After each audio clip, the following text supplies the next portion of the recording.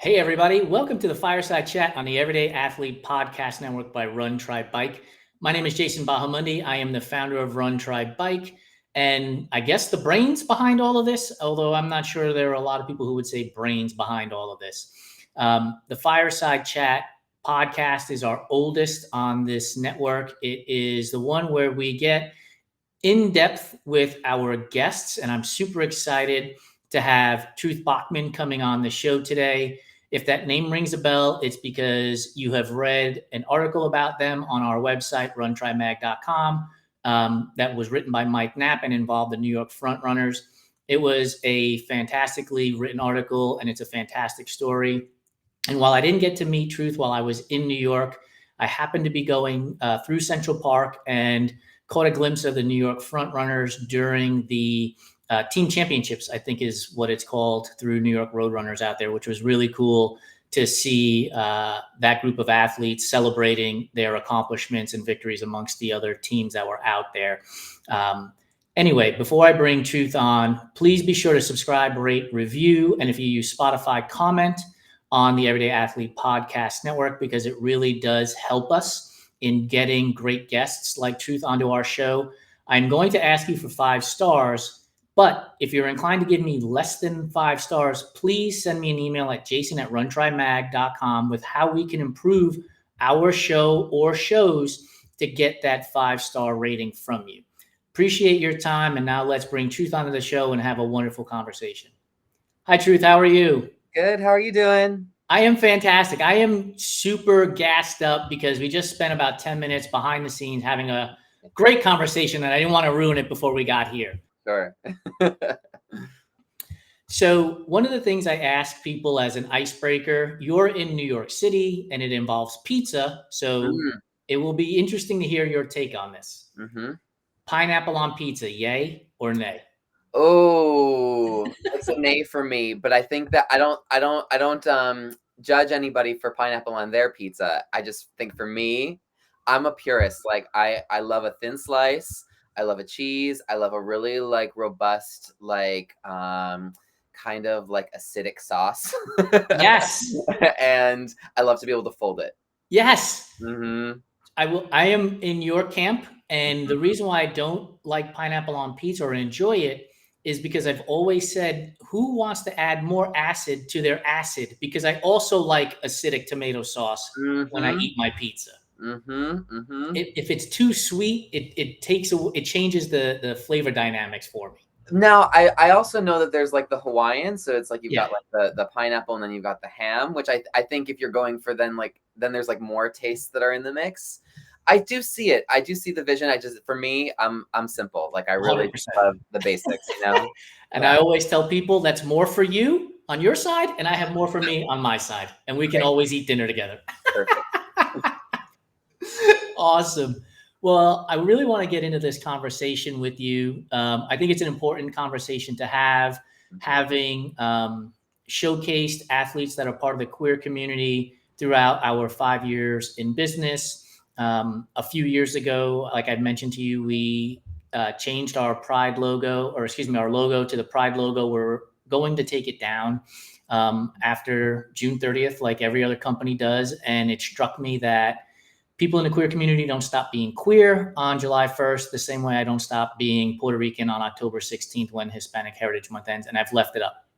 And here's the thing that, thank you. And here's the thing that has resulted from that, and I'd love to get your thought on this. I have had a number of queer athletes, but also athletes from other marginalized groups say to me, seeing that Pride flag logo told me that this was a supportive space for me to share my story. When you see, whether it's a business or another person wearing the Pride flag, does that give you a sense of support for who you are as a person and what you do? I think growing up queer, there's always a healthy dose of skepticism you have around everything, especially when it comes to other people wearing something that signals part of your identity. Okay. Right. So that's not to say it's good or bad. It's just to say like, my spidey sense has gone up. And now I'm watching a little closer this interaction.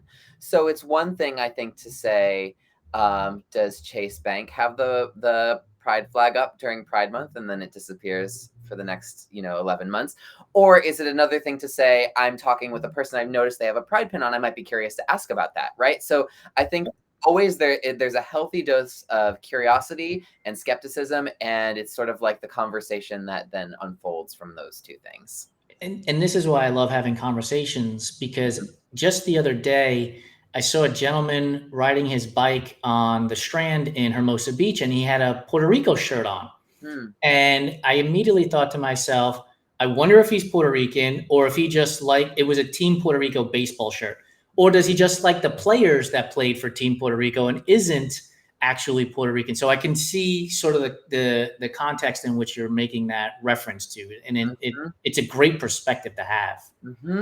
Well, yeah, I mean, it's always such a great, I guess, into the conversation. Like, I think a great way, like if you notice somebody wearing like a pin or a pride flag or something, I think it's always a great way to introduce yourself and be like, hey, what are your, like, my name's Truth. I use they them pronouns. Like, what's your name? What are your pronouns? It's like a really easy handshake to sort of like meet a new person and get curious. And I think curiosity is always a good thing, Absolutely. And this leads me to something you said when we were getting the show started. I wrote it down. I wrote armor. Yeah. Because, we tend to put up armor around ourselves to protect ourselves. Absolutely. Right. And so how do we blend this curiosity and armor at the same time? Okay, this is a conversation I've literally been having with my friends for the last like 2 weeks. So I think one thing that tends to happen when you are more femme presenting is people sometimes like to approach you and maybe start talking to you in ways that you're not really sure if there's like a motive behind that, or if there's like an intention, or if there's a like there's sort of a is this person being friendly, or are they like trying to get somewhere with this conversation? Is this conversation a means to an end? And I've noticed myself over the years of that putting up this kind of armor with people where I think I can like, and I don't like this, like I think I can come off sometimes like a little removed. But that is literally solely because I'm just like not sure what the intention of the conversation is. But I'm like practicing an exercise, which is sort of to dissolve my ego a little bit. Okay. And just be open to where an interaction is going to take me, knowing that I have the wherewithal at this point in my life to like stop it if it doesn't feel like it's going in a healthy direction, right? But literally, like it's such a tricky dance of like, the armor is there for your protection, but it also could be keeping you from things that could be like serving you, right? So I think part of getting older and being an adult is being like, how do I discern these sort of differences, You just reminded me, I listened to an episode of South Beach Sessions probably a year or two ago. They had NBA star Baron Davis on, and he talked about gated communities. And he said, he said the gated community that he was living in wasn't keeping people out, it was keeping him in. And I thought that perspective was wild, because we oftentimes think of the armor or the gated community from preventing people from coming into our space. But sometimes it prevents us from going out into other spaces, which is essentially what you're saying, correct? And on the flip side, there have been periods of my life where I've been like the total opposite, which like probably to a fault of like, I had this practice I was doing for a while, and I share this with anybody who wants to try it for themselves, as a friend shared it with me. But I would walk down the street in New York. There's tons of people in New York. You're on the subway, you're on the street. And anytime somebody met eyes with me, I would just say hello. Okay. Which, like, sometimes people are like, whoa, what? Like, why are you talking to me? Like, what's going on? Sometimes people would be like, hey. sometimes people would like totally look away and pretend it didn't happen. But I think that that hello is such an unexpected invitation, Yes. especially in a place like New York where like lots of people have their armor up and we're all Yep. kind of walking around with that every day. Yep. So I was challenging myself in a period of my life, actually around the time I started coming out as non-binary, to be more open to the world. And it led me down a lot of really, I guess for lack of a better word, interesting roads that took me to these really unexpected places. And, you know, life is phases, like you were saying earlier, that sometimes we have more energy to push through things, and sometimes we have less. Sometimes we're in phases of expansion, sometimes we're in phases of retraction. And I think being aware of what our energetic need is at a time can help us sort of keep that balance and not go too far in one direction, you know? So what I'd like to ask you then, as a follow-up to that, with the Mm, note I wrote, was if you don't mind telling me about your reaction when Mike reached out to you mm. and sort of made eye contact with you and said hello. Like, what was your initial reaction? I was thrilled. I mean, like, especially, I feel like from where I stand in Frontrunners currently as the trans non-binary director at large, and I think this is part of why I'm having this conversation with myself, is like part of my role in that is to connect with people, not only our membership, but also you and Mike and the broader community of people who are like, hey, I'm curious about this thing, or I'd love to hear about this thing, or I'd love to know more. And I'm like, yes, like I want to show up for you all and also for my own community in that way, because it is important. And I do think, as we were saying earlier, strength in numbers, and people can't be on your side if you don't let them in, you Yeah. know? So I think it really, there has to be some of that softening. You know, and it's hard for any community that has felt marginalized or is constantly in the fire of the sort of social eye, to have that sort of softness. But I do think it's important that we practice it for sure. I'm wondering, as you're giving that answer, Hmm. what you're finding as the biggest obstacle to getting Hmm. people who are non-binary into the sport of running. Is it Ooh. acceptance as being a non-binary athlete, or is it I just don't run? Like, It's twofold, because it's like, first of all, you know, you tell your trans friends like, hey, I'm in this group, blah blah blah blah blah, you should come for a run, and they're like, baby, I ran a mile in high school, and I'm like, not, I'm like, I don't do cardio. I'm a power lifter. I do taekwondo. Like it's like a whole other set of things. I'm like, respect, fine. Like not everybody's into running, and I totally could accept that. It's like pineapple on pizza.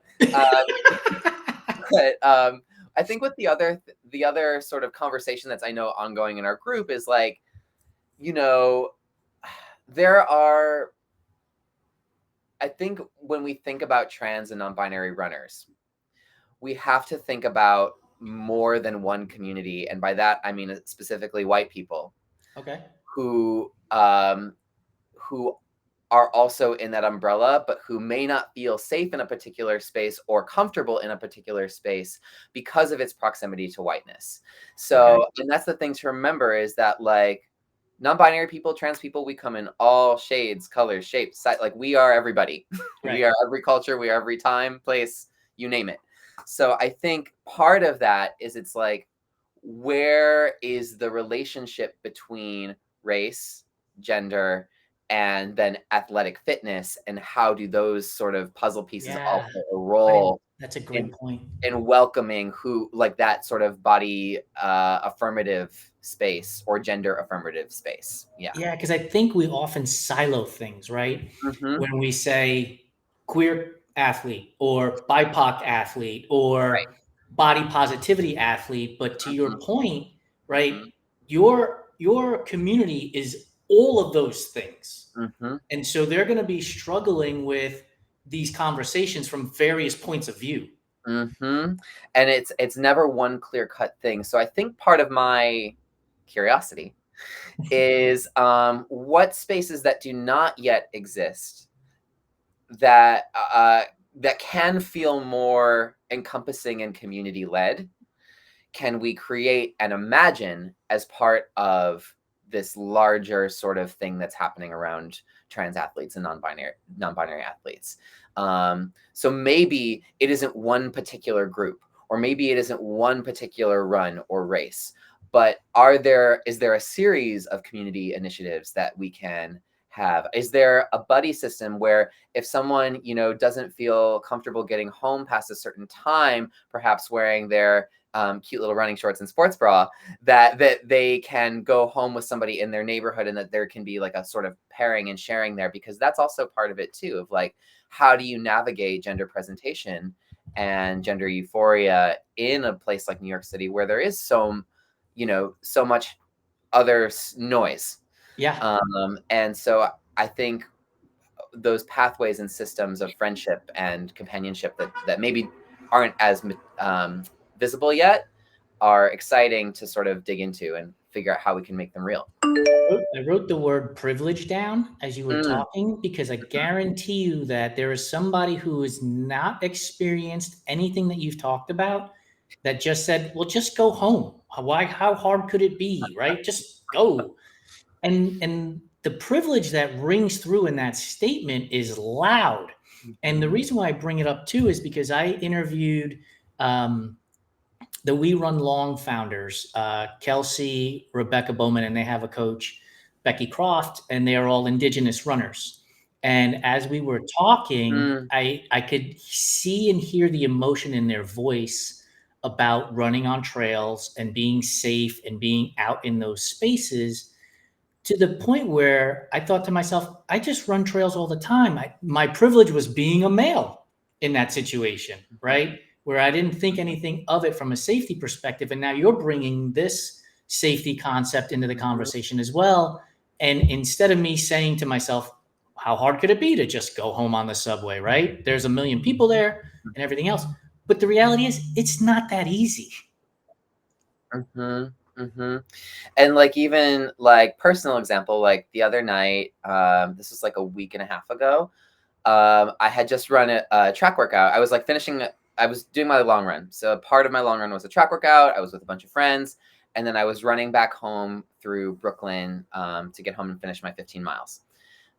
In the last, and it's always like so close to home too. In the last like 2 miles, this guy on a motorcycle rides up on the sidewalk, and I was wearing a sports bra and just like some cute shorts and like my bandana.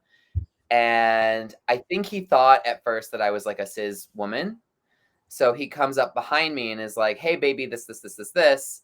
And I think he said, "Do you have a boyfriend?" I was like, "Yeah, I have a boyfriend."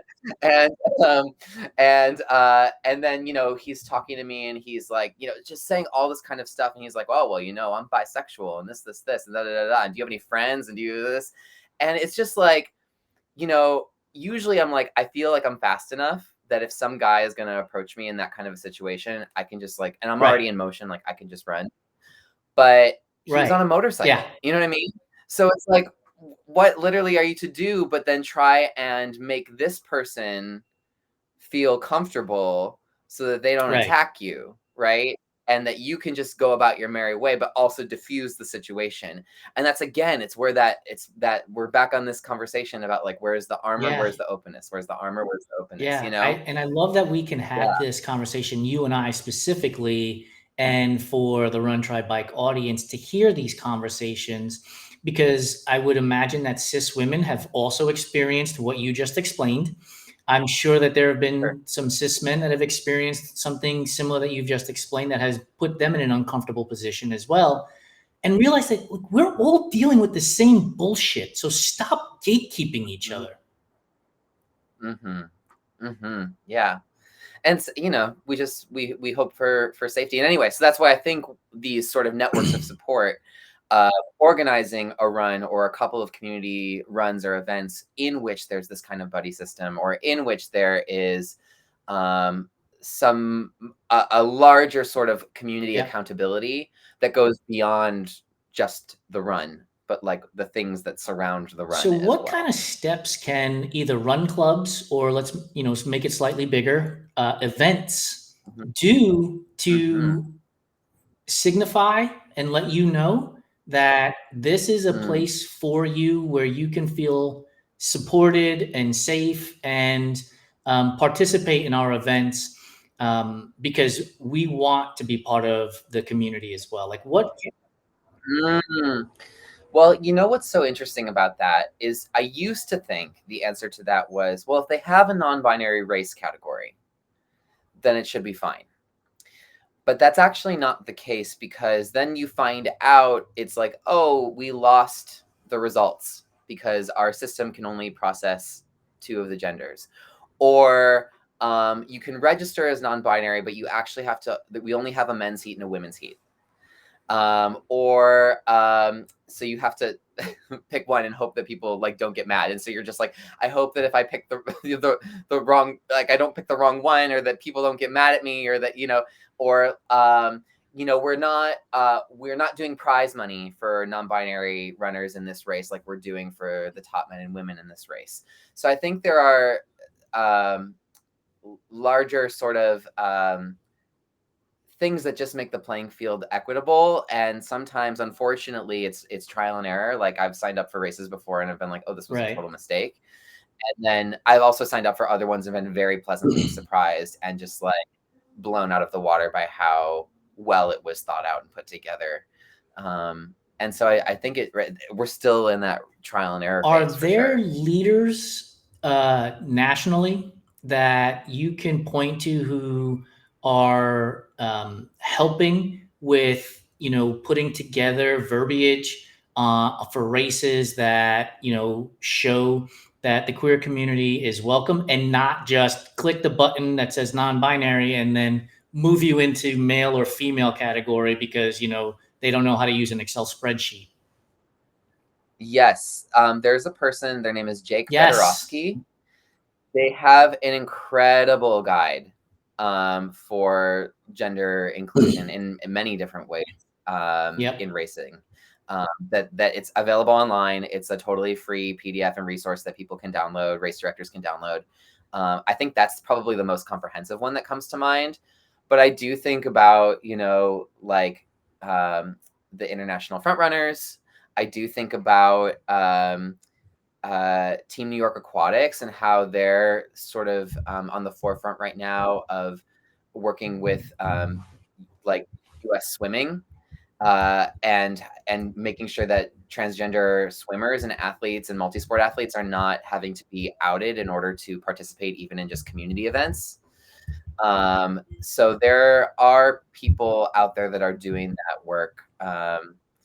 Also, I mean, this should go without saying, but like, it's really helpful to have athletes like Nikki Hiltz who are out here in the space, just first of all, like dominating, absolutely dominating the field, but then also being open about their transition, about having top surgery, about, like all of the things that they're going through as a non-binary and trans athlete in a competitive Olympic like space. For me, so I've followed Jake for a few years on Twitter, and obviously we've read the stories of Nikki and their accomplishments.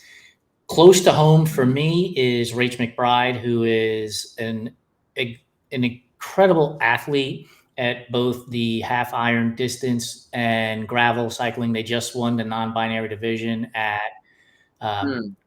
Gravel Worlds in Nebraska. They have been a part of our community, the Run Try Bike community, basically from day one. And I'm super lucky that they continue to say yes to every request I have to come on a show. I don't know that I'm a fantastic person to chat with, but I appreciate their coming on the show, and they're going to be part of a panel discussion that we're going to be hosting with the Everyday Athlete Clubhouse on September 18th, where I'm going to be talking with Rach as well as Allison Roy, who is a blind ultra trail runner who just set the course record at the Vermont 100, and Des Taylor Douglas, who is a queer Black man who is a trail runner. And just being able to have this type of conversation with, again, what we had said earlier, which is, oftentimes we silo ourselves into these areas. And now we're going to bring this panel forward to have what I hope to be not just honest, but vulnerable conversation. Because I believe the same way you said when you would make eye contact with somebody, you would say hello, that communication and being able to hear and see somebody changes everything versus a post on Twitter or an Instagram post. Oh, yeah. I mean, and this is like when I think about like change and affecting change, we deal in people. So while there are governments and systems and all kinds of social workings, our personal spheres of influence are the people we know, the people that are in our like immediate like neighborhood proximity, and like basically like family or people that we're connected to that maybe don't live around us but who are aware of us. That's really what we have, unless you have like a certain kind of celebrity or you are a politician yourself. Like that is a different conversation, but I think for most people, like we all we have is that ability to sort of show up and be vulnerable and present with the people around us and be real, And that, as you're saying that, I mentioned this in the intro, that I happen to be walking through Central Park on a way to meet a handful of people while the New York Roadrunners team championships was happening. And I saw all the various teams out there, including your team, the New York Frontrunners. We were there. Yeah. And I wish I had a moment to stop and come over. I don't know if you were in the group or not, but I wish I would have had a moment. I was trying to get to my group of people that we're going to start a group run. And what I saw was joy. What I saw was celebrating individual accomplishments as well as club accomplishments. And I literally saw it for like 3 seconds, Truth, because I was moving as fast as I could to meet people. When you are at an event like that and you're celebrating with your club, what is that feeling like to be embraced for you being you? I mean, gosh. The marathon or any race, but I'm gonna go for marathon for a second because there's so many people cheering and so many, what became clear to me about that kind of an event is that the marathon is a team sport. In that the marathon is not a thing that you achieve, it's a thing that comes out of you. That's great. Yeah. Right? And everyone has to do it in order for it to be real. So the marathon actually, as we experience it, is all of those people, all of those stories, all of those lives and hardships and trials and miles of training and sacrifices made and early mornings, all of those, and persevering to the end of that finish line, that is actually what the marathon is. And so to feel that kind of a sweep, it's like a big like a jet stream. To feel that kind of a jet stream and to know that your team is there cheering you on, supporting you, is going to be there at the end, is those people that sometimes you get up and you run with and for in the morning. It's like why you're up at 6 a.m. or 5 a.m. or 4 a.m., is because you're like, we've all agreed we're going to do this. Okay, we're going to do this. Right? So I think it is really indescribably powerful because for so much of my life, I felt so profoundly alone and so profoundly like there was nobody else in the world that was like me. And even though I still feel like a pretty singular person, like I don't feel like there are many people who are like me, I don't feel alone. And the difference is there are other people who have had similar experiences and they manifest in different ways. And the fact of the matter is we all decided to get up at 4 a.m. and show up at this bridge in the freezing weather to go run 26 miles, and so I think there's something really powerful about that, because all of those times that we may have thought in our life that you're alone. You'll always be alone. Your experience is isolated. This world was not built for somebody like you. Well, here's proof that that's not true, you know? And for a lot of us, we come into our queerness later in our life. And so it's not guaranteed that we're going to have a sense of that community. And so to have that now at this point in my life as an adult is really an irreplaceable experience. You know, you don't know what the impact on somebody is going to be when you start talking to them. And I mentioned Des Taylor Douglas earlier. When I interviewed him for our Enduring Minds episode, he talked about moving to a new school, being Black at this new school, being queer at this new school. And it resonated with me because I grew up in the Bronx and then moved to suburbia. So I went from being in school with Miguel's and Jose's and Juan's and Maria's to being in school with Kevin's and Tyler's. And it was a whole different world. And so you feel alone. And so I connected with Des immediately on that scenario. And you and I have, this is our second conversation. And I feel closer to you now because of what you just said in terms of feeling alone in your own world. And now you've got a group of people that you're training with at 4 a.m., 5 a.m., 6 a.m. And while you're still an individual and you're unique to who you are, you're now part of this group. And I can't thank you enough for using words to express the feelings. Right? I think we often struggle, and that's where frustration comes in, is because we don't often find the words to express how we feel, and we struggle. And then when I hear you saying it, and you're literally taking my feelings and putting them into words, and this is why we communicate, and this is why we talk, and this is why when you see somebody on the subway and you make eye contact, you say hello. If there's one gift that I am like so grateful for in my life, it's the gift of my artistry. And, you know, I grew up as a child actor. I've been doing it since I was 7 years old, started working when I was 12. And that's always been part of my life, is like communicating ideas, I guess, in front of people. But I think a part of it that developed later, which is like what I do a lot more now, is write. And I think what's the way that running and community have influenced my writing, it's like changed the way that I put pen to paper.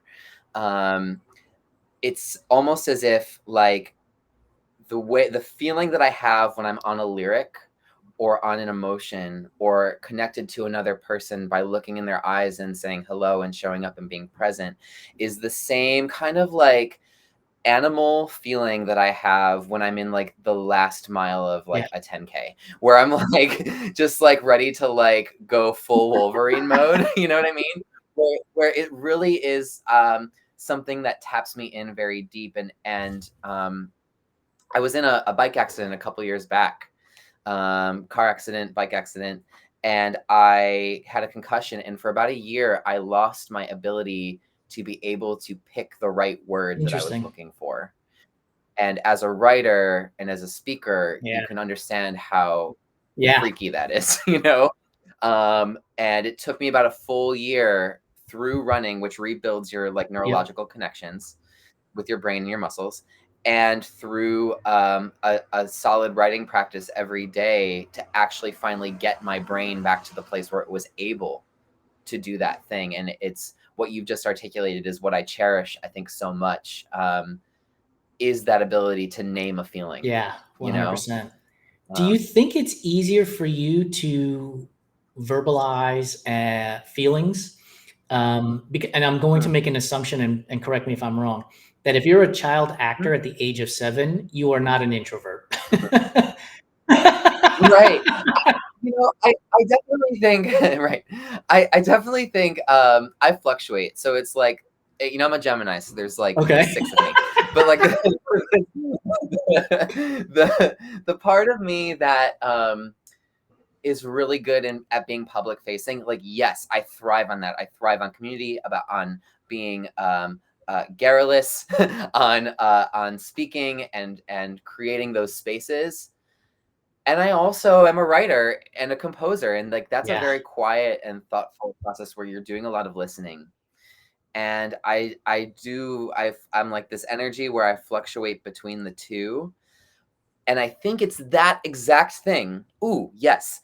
I think it's that exact thing that gave me the ability to name what I was feeling in terms of my gender journey. To after having felt something for like ever, like I literally somewhere here in my apartment there. Oh my gosh, I have it. I drew a picture in an art class when I was 9 that was like 3 versions Okay. of myself. And one was a girl me, one was a boy me, and one was like me with like kind of like Yeah. androgynous sort of look. And it just said, the title of it was like, "You don't know me, the truth is inside." And I drew That's that when I was 9. You know amazing. what I mean? So like and I still have it. Like I've known this thing forever. And then finally, when I started to have language, oh, boy and girl, they, them, boy, he, she, it's all, I'm all of it. Got it. Yes. Now I can talk about this thing in a way that is not so othering to people. It's not so over there. It's like, when have we all not felt a little more one thing or Right. another thing? When have we all fallen short of our gender in elementary school, where someone says, "Oh, well, you're not man enough for this," or "You're not, womanly enough for this." It's like there's always we're never living up to the paradigm of what Yes. these things are, and it's like, oh, so it is this just sort of like spectrum we move through, and I happen to find myself like right pretty smack dab in the middle of that spectrum, leaning more femme. And that having language for that made me not feel crazy. Again, this is why I love talking to people. So we literally just published the Fiery Embers episode with Amanda Katz, who Mm-hmm. lives in New York City. She lives on Upper West Side, I think. But we were talking, and she's a Dominican Jew. And there were times where people would say, "You're not Dominican enough." And then there was another group that say, "You're not Jewish enough." Growing up, I'm a white presenting male, right? But I'm Puerto Rican 100%. And I would hear people make comments, and I was like, "I'm Puerto Rican. Like, what do you mean? What are you talking about? Like, cut that shit out." And so to hear you have that same thought process of, questioning, shall we say, right? Like, Totally. this is why I love having these conversations, because the light bulbs that are going off will empower me to be a stronger version of myself in the next Mm-hmm. conversation that I have. Mm, mm. I always so part of my like work as a creative, I have this universe of queer and trans superhero musicals called Okay. Shapeshifters. And in it, each of the heroes like uh learns to take the thing that others them and turn it into their superpower. And I feel like it's resonant with everybody, but I feel like it particularly resonates with young people because I think when we're at that crosshairs of identity, like in our like teens, 20s, like we really are searching for those answers and like how do I measure up and Yes. like all of those things. And I don't feel like I belong in any of these boxes. So like where do I belong? Do I belong nowhere? And it's like actually, you Yeah. belong everywhere. You belong doing everything and being like the fullest expression of whatever that is for you. 100%. Um, and my hope through running and advocacy is to help more people feel like Yeah, Alicia superheroes Lay, who for I sure. interviewed for Fireside Chat a number of months ago, said to me, like, and she's a Black ultra trail runner. She said to me, "I'm here to take up space." And Hmm. man, that was like a 2x4 to the face. In like, yes, yes, take up Mm-hmm. space, represent who you are and who you want to be surrounded by, because that, in my belief, is the only way we're going to change the way these sports are gate kept, where you're not a Mm, marathoner unless you run 2.5 hours, where you're not mhm, a triathlete unless you do an Ironman, and all of these sort of stereotypical concepts behind all of this. If we all step into the space mm, and take up that space, we change the narrative. mm. And so two things I'm thinking about with that. One, I love that quote that you just said from the person that you were speaking with because that is not just for that Correct. person, but it's also for the lineage of people who were denied that experience. And that her being there and taking up that space is not only unlocking the future for other people to be able to do that look and identify as she does, but also it is a way of honoring the past that brought us here 100%.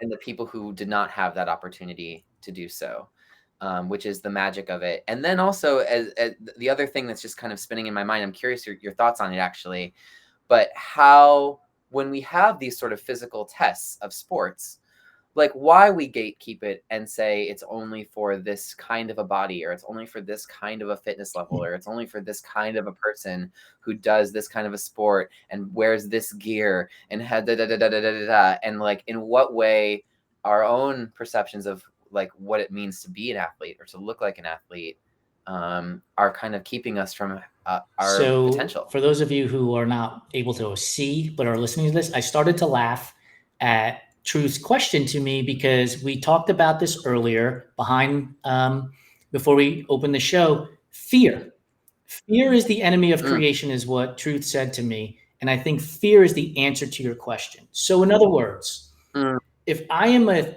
3-hour marathoner and I identify as a 3-hour marathoner and I wear that on my sleeve, and somebody finishes a marathon in 6 hours, somehow I believe and I'm afraid that you're going to take my identity away as a 3-hour marathoner because somebody did it in 6 hours.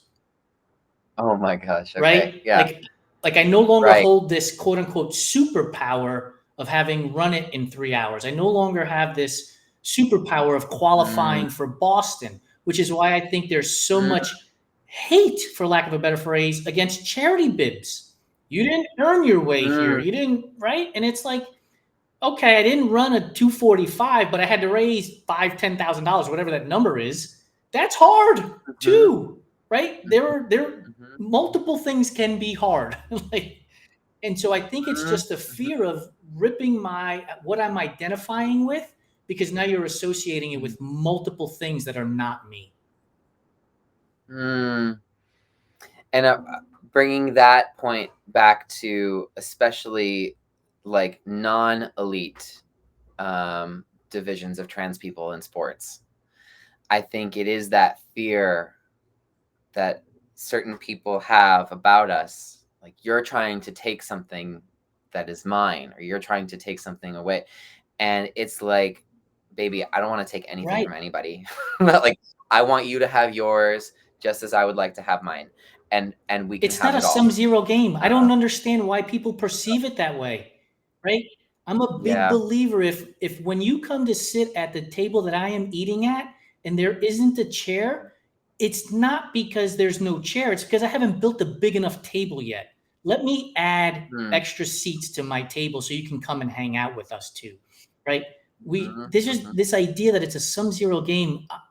Clearly, you can tell my voice has changed. My passion is raised, because it pisses me off that we're telling people that they can't be included in these things because of X, Y, or Z, which is made up bullshit, right? Like we came up with this metric for running a marathon. And sorry, I don't mean to cut you off. I'm just going to keep rambling on about it. So thank you for cutting me off. just to add to that point, like I was having this conversation with my mom last night because, and she asked very genuinely, she was like, why aren't there more, if trans people in sports is like such a big issue, like why are there not more like trans only teams? And I was like, right, great question, because the numbers, are not high enough. Like like there just literally are not that many of us. And so really then what this so like that's like competitive athletes, that's like athletes in general, that's like athletes that do like there just aren't that many of us.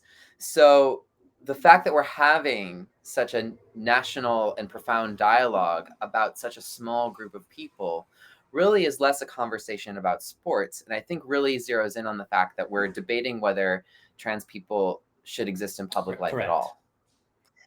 And that's what's, I think, so frightening about it. And why it's important to keep, just to keep connecting with these race directors and with these organizations and letting them see, like, we're not scary people. We're just like athletes like everybody interested else.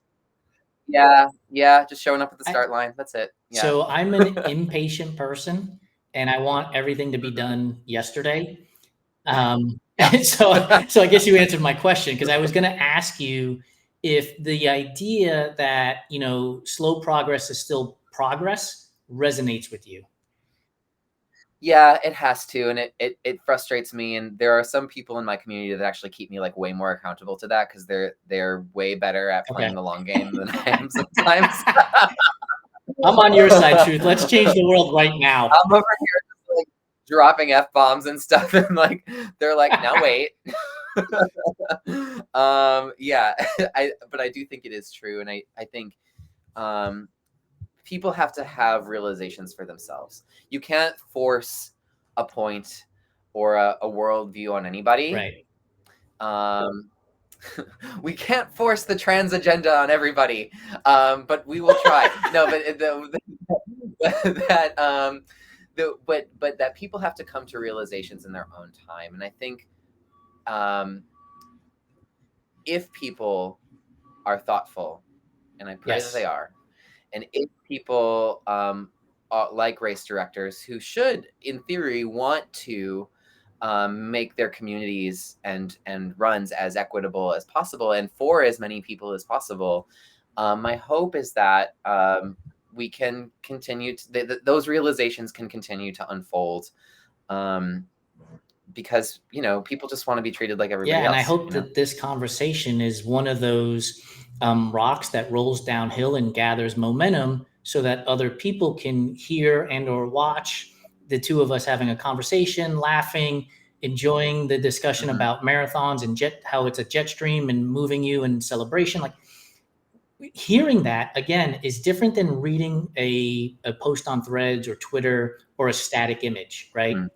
There is a voice to the face that's coming at you now on the screen, and you can connect with that a little bit further. And so I'm always grateful to have athletes like yourself who want to come on our show.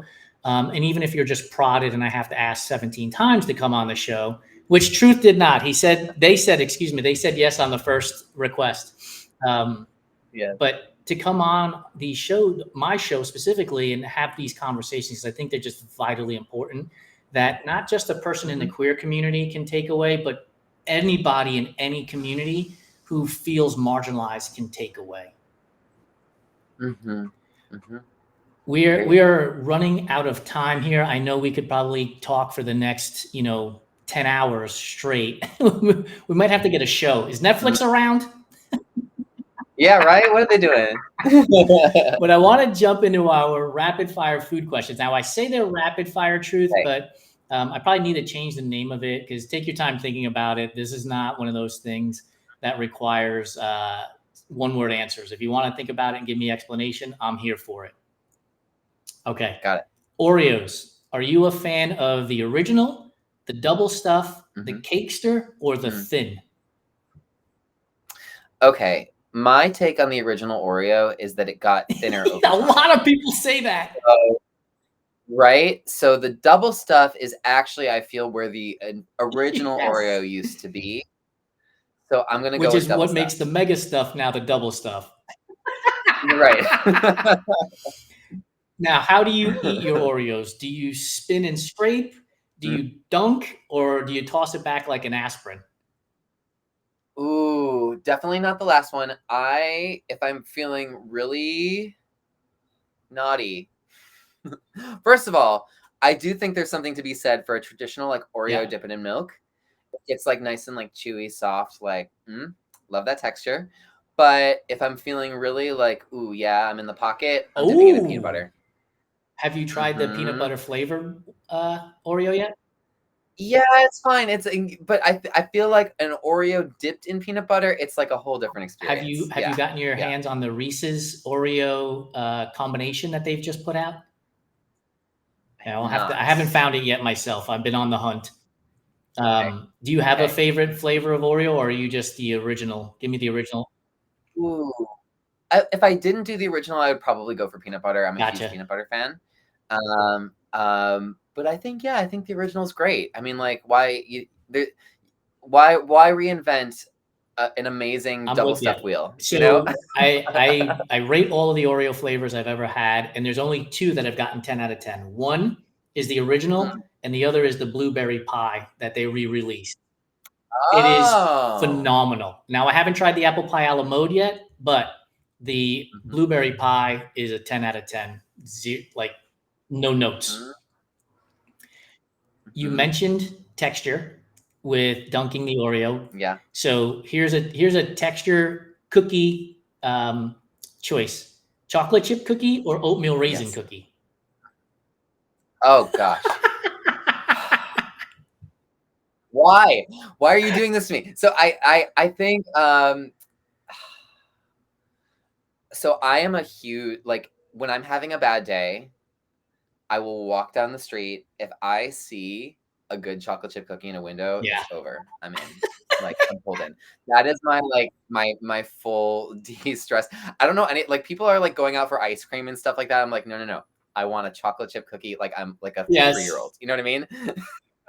So while I love an oatmeal raisin, like, speaks to me, would vibe with it.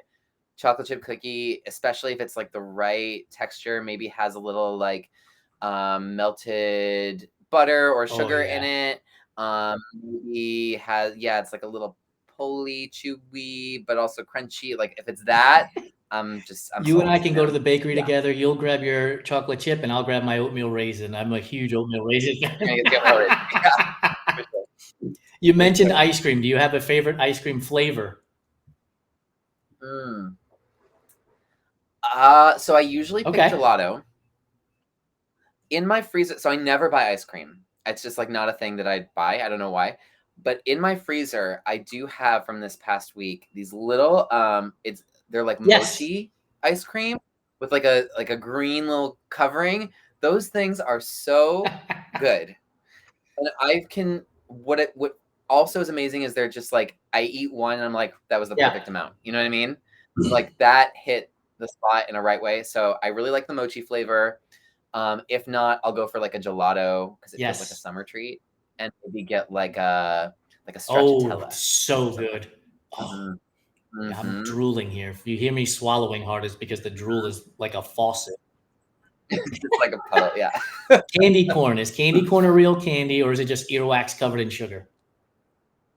Ooh, I mean, when you say real candy, is any candy real? They're all in the lab. I mean, that's how I feel every time I'm eating like a Cliff Block or like a gel or something. Like, when I'm in a race, I'm like, what actually is this thing? You know? So I'm gonna say candy corn is candy. Candy is in general not real, and it is definitely not corn. So very diplomatic answer. Peeps get a thumbs up or a thumbs down?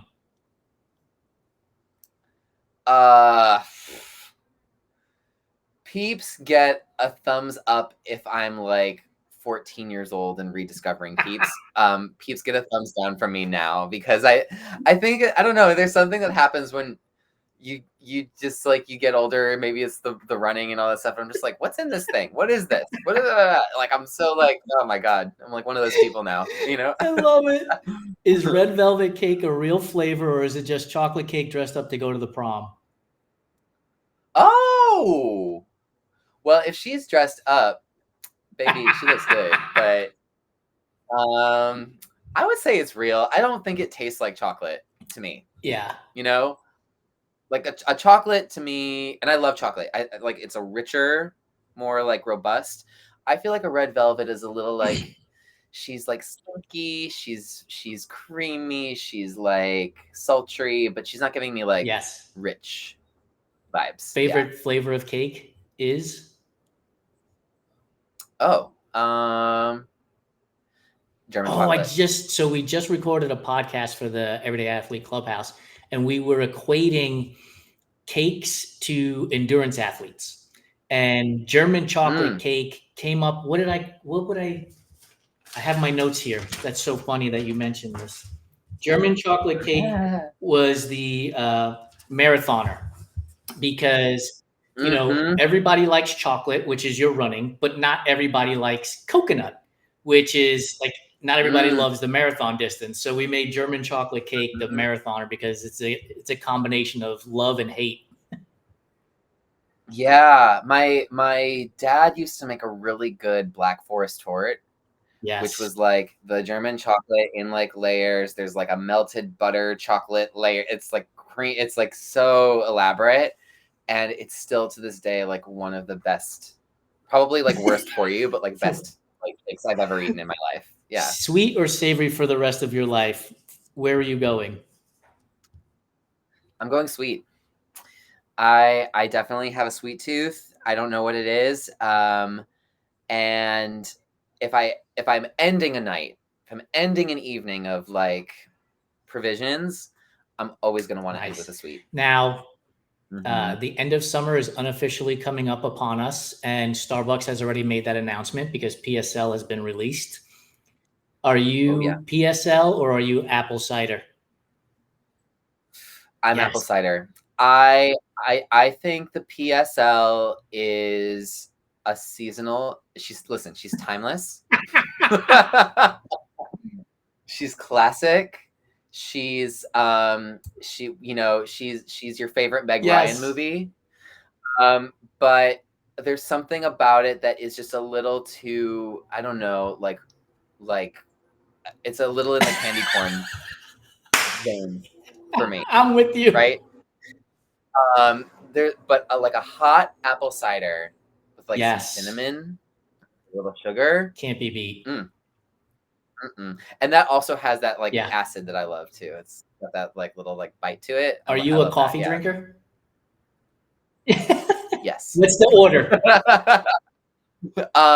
This is just a large black coffee. But if I'm feeling fancy, which I want to do in stressful times, is I will get a dirty chai with oat. So that's like 2 shots of espresso. It is like chai sweetness, chai tea latte with oat milk. It's like it's like the perfect like sweet but caffeinated Truth, drink. the next time I'm in New York, I can see how our day is already going to get started. We're getting 2 dirty chais.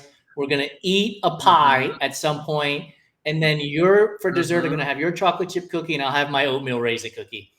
Ideal day. Yes, love it. Perfect day. Oh my god, that is a great post marathon. There you go. I'm in. Are you going to be in? I don't know if I'll be in New York for the marathon because I think it's actually the same weekend that I'm running a 50K out here in Santa Barbara. But I will be in New York around the holidays. I'll reach out to you via email and we'll see if we can connect. Yeah, please. I appreciate your time. Thank you so much. I appreciate your vulnerability and your honesty with not just me today, but also with Mike for the article that's on our website. Where can people find you? Where can people come and hang out with you on the internet? Yep. So I'm at Truth Bachman on Instagram, and I'm truthbachman.com.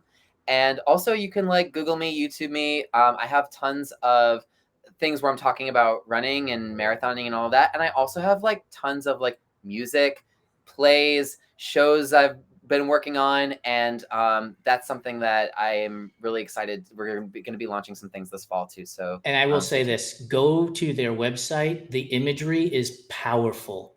I got lost in a rabbit hole of just clicking around on your website when Mike sent over the article, and just the imagery is just so strong and powerful. It was moving, for lack of a better phrase. So thank you for doing what you do. For me, you have allowed me to think, and I cannot thank anybody for anything more than allowing me to think. We need more people thinking, so I'm so glad to hear that. Thanks, Truth. Have a great rest of your day. Have a good one. Take care. For those of you that managed to stay the whole hour with Truth and I, thank you so much. Time is the greatest gift that you can give to anyone, and you gave me the gift of your time, so thank you. Make sure you check out the Everyday Athlete Podcast Network on your favorite podcast platform. And again, please give us a 5-star rating, and if you feel like we deserve less, send me an email, jason@runtrymag.com, so that I can learn from you what we can do better to earn that 5-star rating. Have a great one. We'll see you next week on the next Fireside Chat.